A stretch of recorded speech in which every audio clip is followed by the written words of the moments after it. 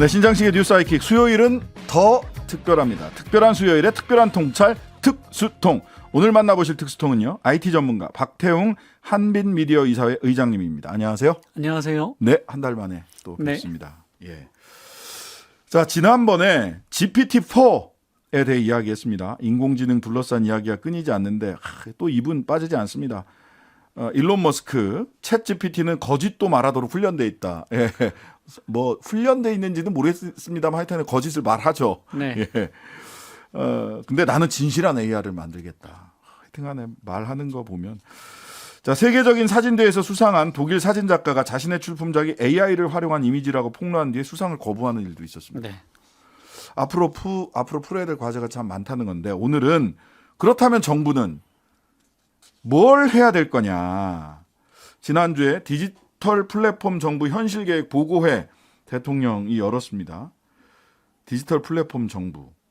이게 뭔지부터, 예전에는 계속 전자정부 그랬거든요. 네, 그렇습니다. 근데 이제 디지털 플랫폼 정부로 바뀌었어요. 맞아요.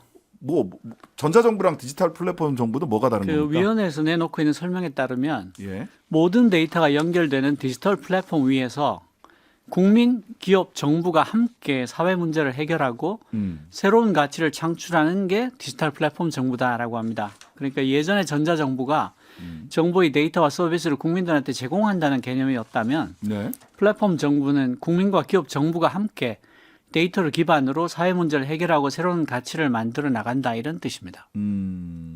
데이터 기반의 새로운 가버넌스를 만들겠다. 뭐 거의 이런 굉장히 창대한 계획인데요. 굉장히 크죠. 예. 예.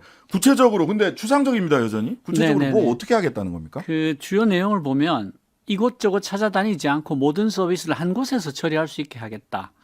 그리고 공과금 납부만 고지하는 게 아니라 받아야 할 혜택들도 제때 고지하고 알려주겠다. 네. 인공지능과 데이터에 기반한 근거 기반 행정을 하겠다.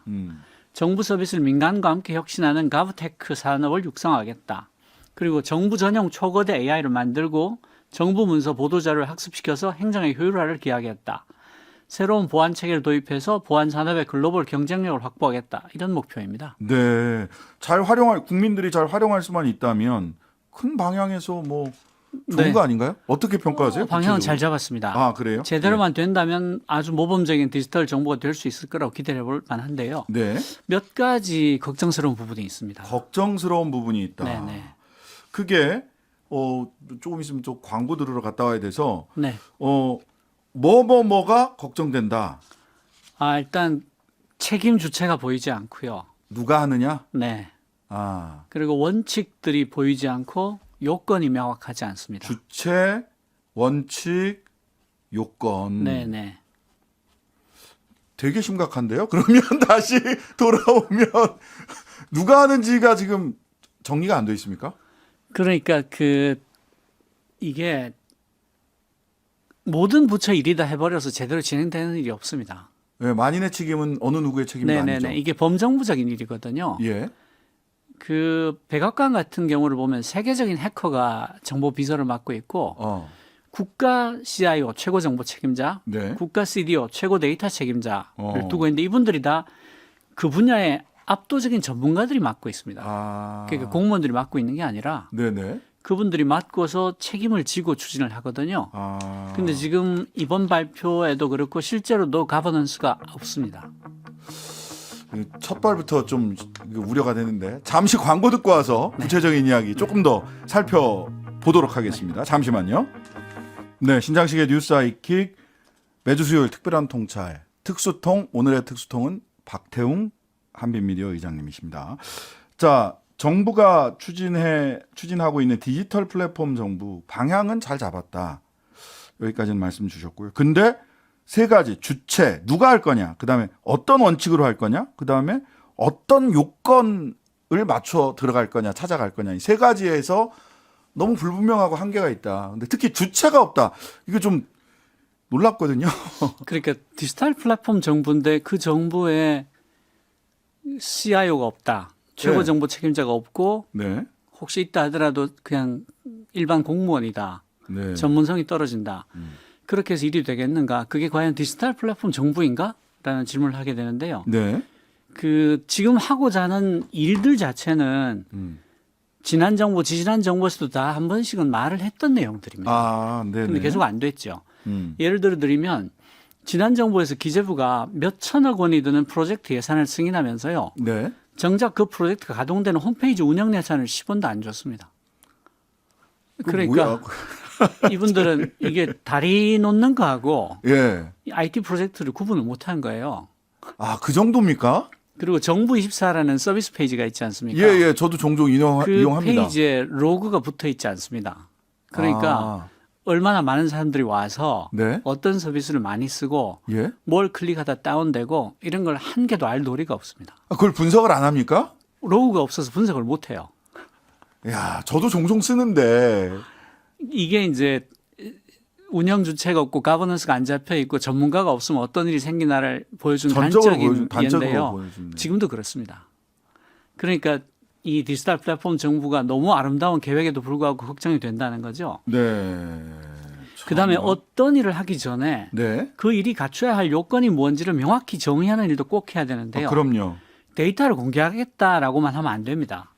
네, 네. 가령 네. 미국은 공공 데이터의 조건을 페어해야 하고 머신 리더블 해야 한다고 못을 받고 있습니다. 페어, 머신 리더블. 예, 페어란 뭐냐면 F는 findable, 검색 가능해야 한다. 네. A는 accessible, 접근할 수 있어야 한다. 접근 가능성. I는 interoperable, 호환성이 있어야 한다. 예. R은 reusable, 재사용할 수 있어야 한다. 그래야지 데이터 공개다. 검색, 접근, 호환, 그다음에 네, 표준, 재사용. 그리고 예, 머신 리더블은 기계가 읽을 수 있어야 한다는 건데 역시 개방 표준을 지켜야지 읽을 수가 있거든요. 네. 이걸 이렇게 하는 것을 데이터 공개라고 한다라고 미국 못을 받고 있어요. 우리나라는 그렇지 않아요. 우리나라는 그렇지 않습니다. 그냥 데이터 공개한다라고만 하고 있습니다. 그냥 그 PDF 문서랑 네, HWP 문서 네, 그거 네. 올려놓습니다. 예. 그래서 이제 국제 표준을 갖춘 거를 하겠다고 하는데 그게 24년으로 미뤄져 있습니다. 네. 너무 멀죠. 인공지능이라는 게 데이터가 없이는 학습을 하지 못하지 않습니까? 그렇죠. 챗GPT도 데이터 2022년까지의 데이터 기반으로 해서 네. 자기들이 그 런닝을 한 거죠. 공부를 5조 한 개의 거죠. 문서. 예, 5조 개의 문서를 가지고. 한국은 정부에서 내놓은 모든 공공 문서가 다 기계가 못 읽습니다. 머신 리더블이 안 된다는 네, 거죠. 네, 네. 왜 그렇습니까? 이거 어렵습니까? 그리고 뭐 더 펀칭해야 됩니까? 옛날 같이 기계가 읽게 하려면? 그 너무 한심한 게 또 있는데요. 네. 챗 GPT 같은 류의 그 거대 언어 모델 예. AI를 파운데이션 모델이라고 합니다. 예. 파운데이션 모델이 뭔가 하면 얘가 사전 학습을 어마어마하게 했기 때문에 네. 전문 분야에 대해서도 음. 약간의 파인 튜닝만 하면 원래 그 전문 분야를 목표로 만들었던 어지간한 시스템보다 훨씬 작동을 잘한다. 아. 그래서 기반이 되는 모델이라고 해서 파운데이션 모델이라고 하는데요. 네. 한국에서는 이런 챗 GPT 같은 걸 죽었다 깨도 못 만듭니다. 왜 그렇습니까? 왜 그러냐면 한국의 판결문이 네. 공개 비율이 0.3%. 맞습니다. 그러니까 이게 파운데이션 모델이 되려면 모든 분야의 데이터를 다 학습을 해야 되는데 법률은 굉장히 중요한 분야 아닙니까? 그렇습니다. 거기가 어마어마한 구멍이 나 있어요. 그러니까 한국에서는 챗GPT를 못 만드는 겁니다. 그러니까 이 정부와 사법부가 시민들이 기업들이 일을 하는데 돕지는 못할 망정 네. 엄청난 걸림돌이 되고 있는 거예요. 일단 사법부 같은 경우는 판결문의 공개 정도가 너무 0.3%니까 너무 낮다라는 점. 그다음에 정부에서 공개하는 문서들은 머신 리더블이 안 되니까 네네네. 데이터로 축적이 안 되는 거죠. 그러면은 AI, GPT를 못 만들죠. 그래서 사실 GPT를 지금 못 만듭니다. 한국에서는 뭐 죽었다 깨도 못 만들어요. 그러니까 한국어 기반의 GPT를 못 만들고 오히려 외국 영어 기반 GPT가 한국어를 합습해가지고. 네, 그렇습니다. 예. 그러니까 너무 한심한 거죠. 어. 이러니까 모든 AI 전략이 다 허장성세처럼 보이고 내용이 너무 빈약해 보일 수밖에 없는 거죠. 예. 결정적인 일을 못하게 하니까. 예. 아니 그러니까 데이터가 있어야 AI가 제너럴하게 네. 제너레이트를 할 텐데. 한국에서는 파운데이션 모델이 아니에요. 그러니까 한 축이 하나 툭 비어 있는 거죠. 가장 중요한 축이 비어 네. 있는 것 같은데요. 그리고 자. 또 새로운 보안 체계를 도입한다고 했는데요. 네. OECD가 97년도에 내놓은 암호화 정책에 대한 권고안을 보면 이렇습니다. 네. 이게 이제 원칙이죠. 신뢰할 수 있어야 한다. 법을 준수하는 한 시장에서 어떤 수단이든 선택할 수 있어야 한다. 네. 암호화 도구는 시장의 요구에 따라 발전해야 한다. 네. 국제적으로 호환할 수 있도록 표준이 함께 발전해야 한다. 각 국가는 암호화 정책을 펼 때 개인의 데이터와 프라이버시가 보호할 수 있도록 해야 한다. 뭐 쭉 이렇게 돼 있는데요. 네. 이 중에서 우리 정부가 지키고 있는 게 뭐가 있냐를 한번 보자고요. 네. 법을 준수하는 어떤 수단이든 선택할 수 있게 했습니까? 아니죠. 아니죠. 공인인증서 하나만 쓰겠죠. 예. 시장의 요구에 따라 발전해야 한다고 했는데 그랬던가요? 아니죠. 10여 년을 하나의 기술에 매달렸습니다. 그런 동안 안면 인식이니 지문 인식이라는 모든 기술들이 다 외국에서 나왔죠. 네. 국제적으로 호환할 수 있도록 해야 하고 국제 간 거래에 방해가 되지 않도록 했나요? 한국이 갈라파고스가 됐죠. 맞아요. 그 유명한 천송이 코트가 바로 이런 경우죠. 네. 그에 상응하는 책임을 지게 했습니까? 아니죠. 공인인증서를 쓰기만 하면 금융기관이 책임을 지지 않아도 되게 했습니다. 공인인증서를 그 잃어버린 당신들 탓이야 네. 라고 해버렸어요. 그러니까 아무리 좋은 새로운 보안 기술이 나와도 금융기관은 공인인증서를 버릴 수가 없었습니다. 아, 내 책임을 면할 수 있는 시스템이니까. 그렇죠. 예. 법적으로 면해줬으니까. 네. 그러니까 제대로 된 원칙이 없으면 모든 게 무너져요. OECD의 권고안이 무려 1997년도에 나왔거든요. 네. 그러니까 이 디지털 플랫폼 정부가 새로운 보안 정책을 한다고 할 때는 어떤 원칙을 가지고 할 건데를 밝히지 않으면 굉장히 이상한 꼴이 나올 수가 있습니다. 주체, 원칙, 요건 이 세 그렇습니다. 가지를 네. 분명히 해야 된다. 공무원들이 전문가들 이야기를 귀담아 듣고 전문가들의 지시를 받을 수 있는 마인드를 가지고 있느냐 굉장히 중요할 것 같아요. 이게 디지털 플랫폼 정부가 시민과 기업과 정부가 같이 해결한다고 했지 않습니까? 그렇죠. 그러니까 바로 거기서 시작을 해야 되는 거예요. 자, 우리 사회는 그럼 무슨 일을 해야 되느냐를 얘기를 해봐야 될 텐데 하지 말아야 될 것과 해야 될 거. 네네네. 좀 나눠서 해볼까요? 우선 하지 말아야 될 거. 하지 말아야 제발 될 좀 하지 게 말아라. AI 시대에. 자격증 좀 만들지 마라. 아, 2021년 말에 메타버스가 엄청난 유행을 한 적이 있었어요. 네네, 맞습니다. 그때 정부가 내놓은 정책의 대표가 바로 자격증 신설이에요. 메타버스 크리에이터, 컨텐츠 가치 평가사 등 18개의 새로운 국가 자격을 내놓겠다는 건데요. 실제 내놨어요. 근데 그 내용이 문제예요. 이틀 동안만 강의를 들으면 전문 강사 자격증까지 줍니다. 아, 좀 너무한 거 아닙니까? 왜 이런 일을 정부가 나서서 국가공인 자격증을 이런 걸 왜 해요? 그러니까 이게 근데 전형적인 전시행정 같은데. 거기다가 예. 이게 취업에 목마른 젊은 애들이 도움이 될까 싶어서 하는 거거든요. 그렇죠. 자격증. 그 친구들 돈을 40만 원, 50만 원 뺏어가는 거예요. 그래놓고 현업에 있는 분들은 이거 사실 제가 IT 업계 있지 않습니까? 예, 이런 자격증 있으면 제 주변에 어떤 회사도 이런 자격증을 요구하지 않습니다. 그러니까 이 방송 듣는 청년들은 절대로 정부에서 내놓는 그런 자격증 따지 마세요. 예, 돈 잃는 겁니다. 돈 잃는 눈 뜨고 당하는 거예요. 예. 두 번째 또 어떤 거 해야 돼요? 두 번째는 관련 학과를 만들지 마라. 아, 정부가 자격증도 못 알아 과도 네. 모자라서 과도 만듭니다. 유행할 때마다 학과 만들려면요. 3D 프린터 학과, 블록체인 학과, 메타버스 학과, 반도체 학과, 인공지능 학과 해마다 만들어야 됩니다. 네. 그런데요. 제프리 힌튼, 요슈아 벤지어, 얀 르쿤 이분들 중에 누구도 인공지능 학과를 졸업하지 않았어요. 이번에 GPT. 네, 세계적인 AI의 석학들 뭐 예. 예. 아버지들이라고 다녔는데 근데 대통령 반도체학과 인원수 늘리라고 막 그러니까 이런 게 기초과학 쪽은요. 현대 최첨단 반도체는 전 세계적으로도 한국, 대만 정도밖에 못 만들지 않습니까? 제조 기술은. 네. 예. 학부가 할 수 있는 게 아니고요. 네. 컴퓨터공학, 물리학, 화학, 기공학과 등 여러 과들이 함께 머리를 맞대야 풀 수 있는 문제들이 거의 대부분입니다. 그렇다고 하더라고요. 저도 그러니까 가문하지만. 근데 한국에서는 학제간 연구라고 하죠. 분과가 다른데 서로 모여서 하는 연구. 이게 굉장히 서툽니다. 예. 벽이 굉장히 높아요. 네, 자기들끼리. 사일로처럼 작용하거든요. 그러니까 정말 이런 걸 발전시키고 싶으면 거기다가 인공지능은 더한 게 네. 사회에 미치는 영향이 너무 크니까 인지과학, 법학, 철학, 사회학, 인류학이 덩거리를 맞대야 돼요. 윤리학도 같이. 윤리학까지. 예. 그러니까 이런 종류의 중장기적인 학제간 연구 과제들을 많이 내놓는 게 정부가 할 일이에요. 네. 자, 반도체 학과 만들어서 반도체 강국 되는 거 아닙니다. AI 강국 못 됩니다. 네. 예. 그 소재 부품 그 반도체 소재 부품 하는 회사 저도 친구 중에 그런 친구가 있는데 제발 물리학 수학 화학 좀 제대로 가르쳤으면 좋겠다. 소재 부품 만들 때 반도체학과 학생들이 와서 소재 부품을 못 만든다는 거예요. 그건 네. 뭐 말도 안 된다는 말도 얘기예요. 안 돼요. 예, 물리학, 화학 이런 것 좀 제대로 가르쳤으면 좋겠다. 그 친구들도 그런 얘기를 해야 돼. 네.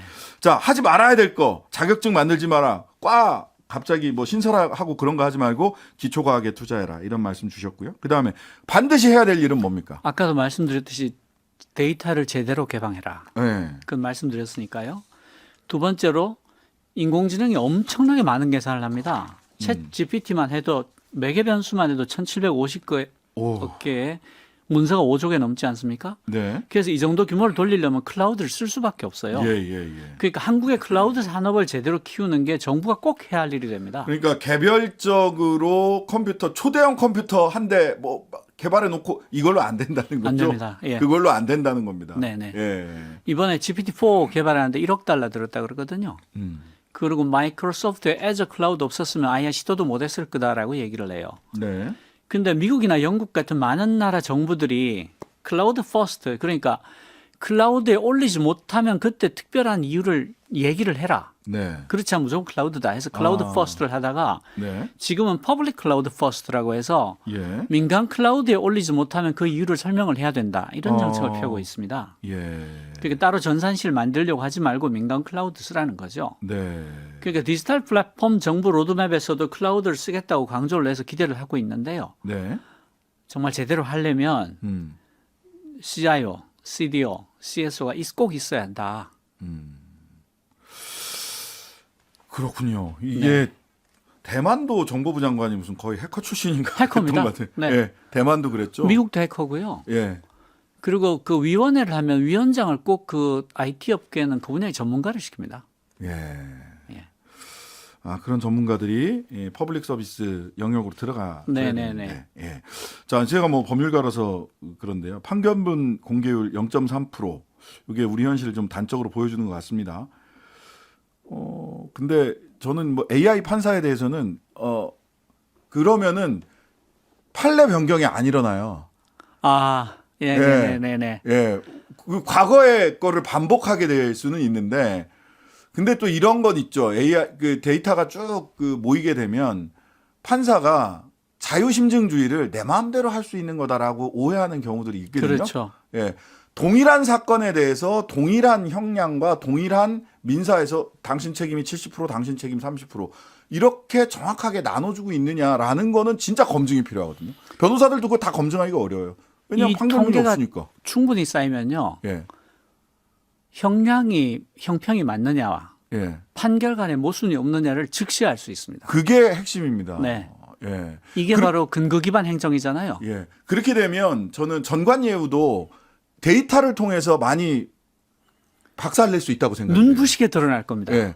왜냐하면 어느 판사와 어느 변호사가 비슷한 유형의 사건을 했는데 형량이 이렇게 나왔고 동일한 유형의 사건이 다른 판사와 다른 변호사가 하니까 달리 나왔다. 그럼 이게 이상한 거죠. 거기다가 판사하고 변호사가 기수가 같다든지 예, 뭐 고향이 그런 것도 같다든지 동창이라든지 그런 것들이 다 굉장히 많은 변수가 있지만 컴퓨터가 볼 때는 한 줌도 안 되는 데이터거든요. 그렇죠. 즉시 분석할 수 있습니다. 제발 판결문 좀 올려주세요. 네. 제발. 그래야 변호사들도